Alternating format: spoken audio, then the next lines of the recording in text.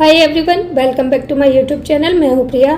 तो फ्रेंड्स, आज की वीडियो में मैं आपको हेयर स्ट्रेट करके दिखाऊंगी और ये वीडियो जो बिगनर्स हैं उनके लिए काफ़ी हेल्पफुल होगी, क्योंकि जो बिगनर्स होते हैं उनको हेयर स्ट्रेटिंग करने में काफ़ी प्रॉब्लम्स आती हैं और उनको काफ़ी कन्फ्यूज़न होता है।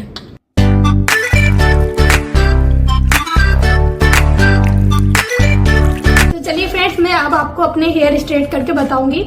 तो फ्रेंड्स, मैंने अपने हेयर्स वॉश कर लिए हैं और हेयर वॉश करने के बाद मैंने अपने हेयर्स में कंडीशनिंग की है। तो आपको भी ये बात जरूर ध्यान रखनी है कि जब भी आप हेयर वॉश करें तो अपने हेयर्स में कंडीशनर जरूर अप्लाई करें, क्योंकि हेयर कंडीशनर अप्लाई करने से जो आपके हेयर्स हैं उनमें स्मूथनेस आ जाती है और वो थोड़े सिल्की हो जाते हैं।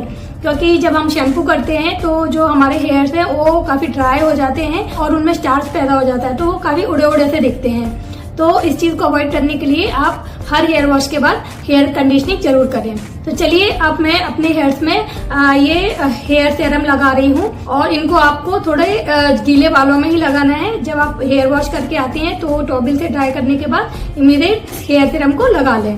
तो ये जो हेयर सीरम है वो आपको गीले बालों में ही लगाना है और इसकी थोड़ी सी क्वांटिटी लेनी है और आपके हेयर जितने भी बड़े हैं उसके अकॉर्डिंग आपको इसको सारे बालों में लगा लेना है।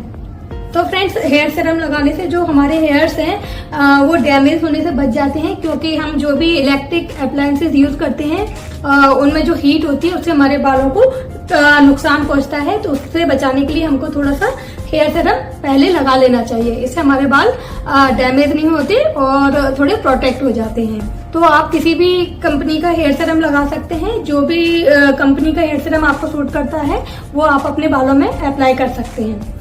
तो फ्रेंड्स, हेयर सीरम लगाने के बाद आपको अपने हेयर्स को कॉम्ब कर लेना है। तो कॉम्ब करते वक्त आपको ध्यान रखना है, कॉम्ब की वाइड तरफ से आपको हेयर कॉम्ब करने हैं और ये बारीक तरफ से आपको कॉम्ब नहीं करना है, क्योंकि जब हमारे हेयर्स गीले होते हैं तो उनमें काफी इलास्टिसिटी होती है और काफी कमजोर हो जाते हैं। तो जब हम इसको बारीक कॉम्ब से कॉम्ब करते हैं तो हमारे बाल टूटने का डर रहता है और दो मुंहे बाल होने का भी डर रहता है। वैसे भी हमें नॉर्मली अपने हेयर्स को वाइट तरफ से ही कॉम्ब करना चाहिए। तो चलिए, पहले मैं अपने हेयर्स को कॉम्ब कर लेती हूँ अच्छे से।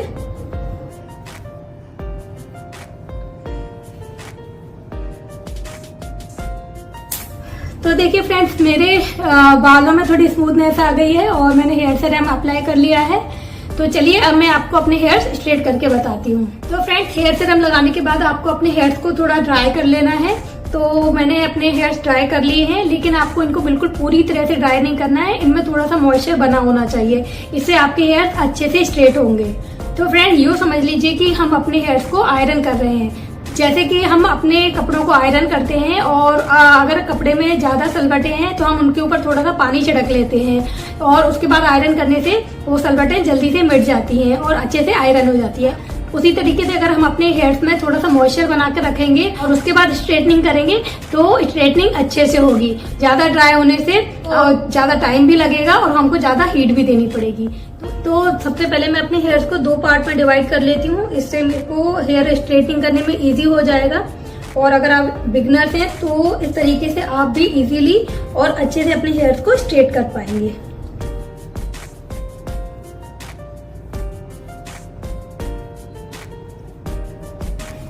तो फ्रेंड्स, हेयर स्ट्रेटनिंग करने से पहले आपको ये जरूर पता होना चाहिए कि आपके हेयर्स की क्वालिटी कैसी है, वो थिन है या थिक है। तो जैसे कि आप देख सकते हैं, मेरे हेयर्स थोड़े थिन हैं और बहुत जल्दी से स्ट्रेट हो जाते हैं, तो मुझे ज़्यादा हीट देने की ज़रूरत नहीं होती। तो अगर आपके हेयर्स ज़्यादा थिक हैं तो आप ज़्यादा हीट पर इनको स्ट्रेट कर सकते हैं।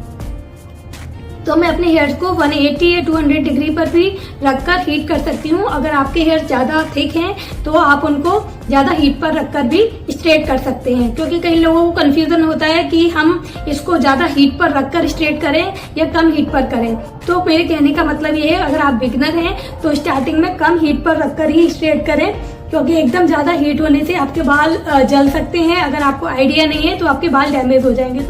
तो फ्रेंड्स, हेयर स्ट्रेटनिंग करने से पहले मैं आपको बता देती हूँ कि जो ये हेयर स्ट्रेटनर है इसको आपको कितनी डिग्री पर रखना है।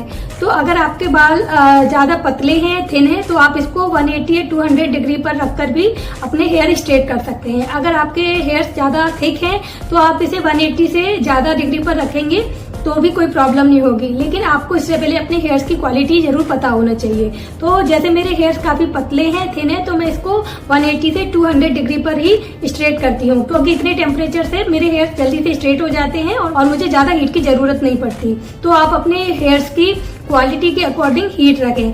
तो फ्रेंड, मेरा सजेशन ये है, अगर आप बिगनर हैं तो पहले कम हीट पर ही अपने हेयर्स को स्ट्रेट करके देखें। अगर आपको लगता है कि इतने से आपके हेयर्स स्ट्रेट नहीं हो रहे हैं और जल्दी नहीं हो रहे, तो आप हीट बढ़ा सकते हैं। और कई लोग मुझसे पूछते हैं कि हीट को पहले कम पर रखना है, ज्यादा रखना है, तो उससे कोई प्रॉब्लम नहीं है और कोई फर्क भी नहीं पड़ता। आप कम हीट पर रखकर फिर उसको धीमे धीमे हीट बढ़ा सकते हैं। इससे आपको ये आइडिया रहेगा कि ये जो स्ट्रेटनर है कितनी देर में गर्म होता है और आपको हीट का अंदाजा रहेगा। अगर आपको हैबिट है तो आप ज्यादा हीट पर रखकर भी इसको यूज कर सकते हैं। और अगर आपको लगता है कि आपके जो हेयर ज्यादा थिक है और कम हीट से स्ट्रेट नहीं हो रहे, तो आप उसकी हीट बढ़ा सकते हैं। तो फ्रेंड, मैं आपको अपने हेयर स्ट्रेट करके बताऊंगी और मैंने इसका स्विच ऑन कर दिया है और इसको मैं अभी 180 से 200 डिग्री तक ही रखूंगी।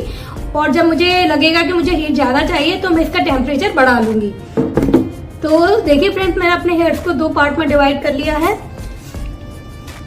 तो फ्रेंड्स, मैं फैन चला लेती हूँ, क्योंकि अगर मैं फैन नहीं चलाऊंगी तो मेरे हेयर्स को स्ट्रेट करने का कोई मतलब नहीं रहेगा और मेरे बाल वापस से मॉइस्चर की वजह से वैसे ही हो जाएंगे।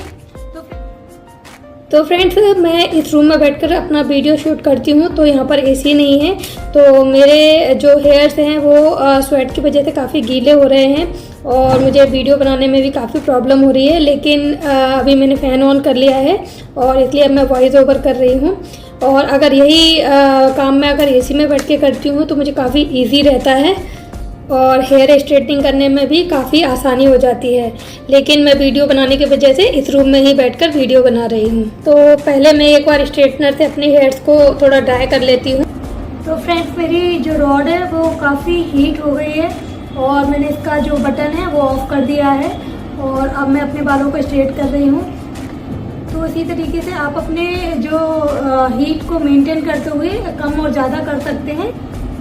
तो आपको हेयर स्ट्रेटनिंग करते वक्त ध्यान रखना है कि अपने स्ट्रेटनर को आपको धीमे धीमे नीचे की तरफ ले जाना है, एक जगह पर नहीं रखना है। इससे आपके बाल अच्छे से स्ट्रेट होंगे।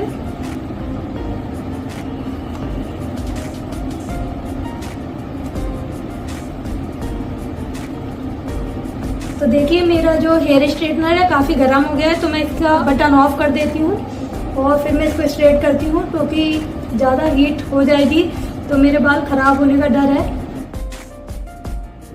ऑलरेडी स्ट्रेटनर इतना हीट हो गया है कि मुझे अपने हेयर्स टच करने में काफ़ी गर्म लग रहे हैं और मैंने अपने हेयर्स के 4 सेक्शन कर लिए हैं। तो आपको जिस तरह से भी इजी होता है उस तरह से आप सेक्शन कर सकते हैं। तो फ्रेंड्स, आप अपनी सुविधा के अनुसार अपने हेयर्स को डिवाइड कर सकते हैं। तो मैं अपने हेयर्स को 4 सेक्शन में डिवाइड कर लेती हूँ और उसके बाद ही अपने हेयर स्ट्रेट करती हूँ और जो हेयर स्ट्रेट हो जाते हैं उनको साइड में रख लेती हूँ। और मैंने जो हेयर स्ट्रेट किए हैं उनको क्लचर से क्लच कर लिया है और आप जिस तरह से चाहें उस तरह से सेक्शन कर सकते हैं। तो मैंने जब भी अपने हेयर सैलून में स्ट्रेट कराए हैं तो मैंने नोटिस किया है कि वो लोग तो काफ़ी हाई टेम्परेचर पर हमारे हेयर स्ट्रेट करते हैं और हमारे हेयर्स में से काफ़ी धुआं भी निकलता है।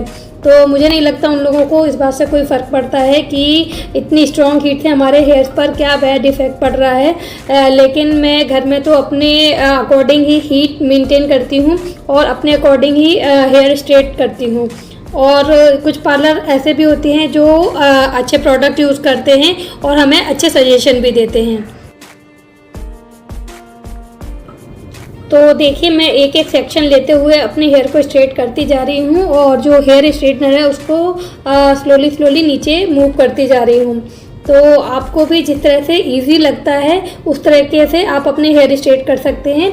तो फ्रेंड्स, स्टार्टिंग में आपको थोड़ा सा प्रॉब्लम हो सकती है और जैसे जैसे आपको प्रैक्टिस हो जाती है तो आपको हेयर स्ट्रेटनिंग में काफ़ी इजी हो जाता है। और हेयर स्ट्रेटनिंग ऐसी चीज़ है जो कोई भी आसानी से और इजीली कर सकता है। बस उसके लिए आपको कुछ टिप्स एंड ट्रिक की ज़रूरत होती है और थोड़ी प्रैक्टिस की ज़रूरत होती है। आपको बटन बंद कर लेना है अगर हीट ज़्यादा हो जाती है। तो बीच बीच में मैं अपने वीडियो का स्पीड है वो थोड़ा फास्ट पर ही रख रही हूँ, नहीं तो वीडियो काफ़ी लॉन्ग हो जाता है। तो मुझे जब भी लगता है कि स्ट्रेटनर का टेम्परेचर ज़्यादा हाई हो रहा है तो मैं उसका टेम्परेचर लो पर कर लेती हूँ, और जब मुझे थोड़ा और हाई करना होता है तो मैं वापस से टेम्परेचर हाई पर कर लेती हूँ। तो देखिए फ्रेंड, मेरे एक साइड के हेयर स्ट्रेट हो गए। अब मैं इस साइड के हेयर स्ट्रेट करने के बाद आपको दिखाती हूँ। और मैं अभी पूरा नहीं दिखा रही हूँ क्योंकि अगर मैं दोनों साइड का दिखाऊंगी तो वीडियो काफ़ी लंबा हो जाएगा। तो मैं हेयर स्ट्रेट करने के बाद आपसे मिलती हूँ।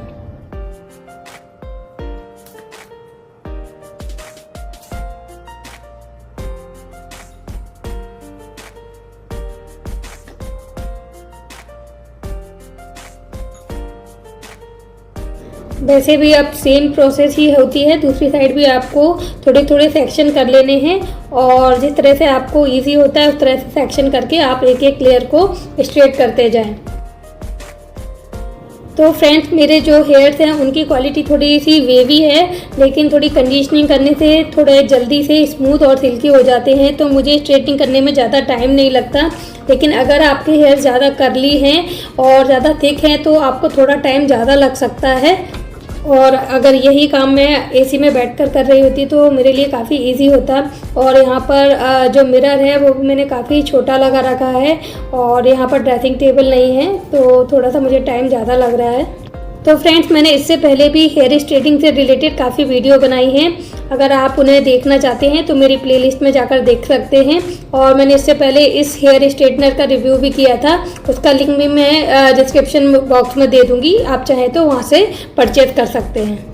और मैंने हेयर कर्लिंग के ऊपर भी 2-3 वीडियो बनाए हैं, आप अगर उन्हें देखने में इंटरेस्टेड हैं तो आप मेरे प्लेलिस्ट में जाकर देख सकते हैं। तो फ्रेंड्स, मेरे दोनों साइड के हेयर स्ट्रेट हो गए हैं। अब मैं एक बार कॉम्ब कर लेती हूँ और दोनों साइड के हेयर्स को मिक्स करके फाइनल स्ट्रेट कर लेती हूँ।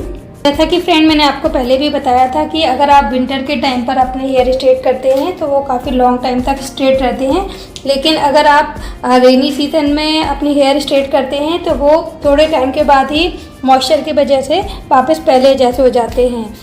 और फ्रेंड्स, आपको हर बार हेयर स्ट्रेटिंग के बाद एक अच्छा सा हेयर सेटिंग स्प्रे करना होता है, जिससे आपके जो हेयर्स हैं वो लॉन्ग टाइम तक स्ट्रेट बने रहते हैं।